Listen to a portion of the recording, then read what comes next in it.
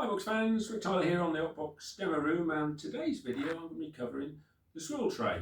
A lot of you will be familiar with this, particularly in using it with the bait waiter, and it's basically components. You've got a ground bait tray, you've got a mesh tray that's big enough for half bait boxes, the sort that companies like Guru do, hook boxes, and you've got a pivot pin. And the idea, its primary function, is to allow you to fit the tray on a pivoting type system, so that if it's baking hot or raining, you can get it out of the way.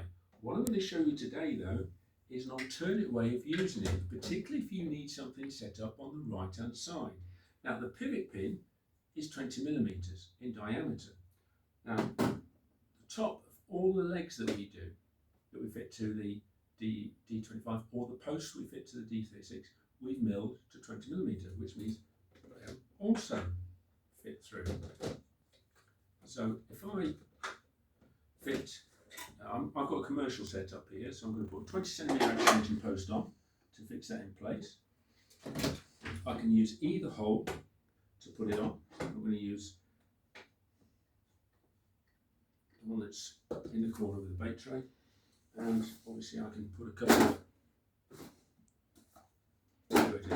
advantages of having two setups on.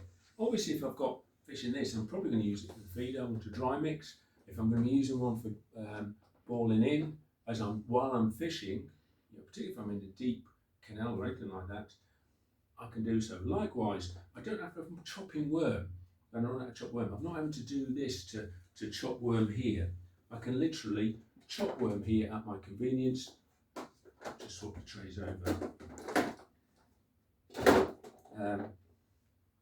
So that's basically the swivel tray in a nutshell. Now, because there's obviously, in this setup, you would need to have a pivot pin.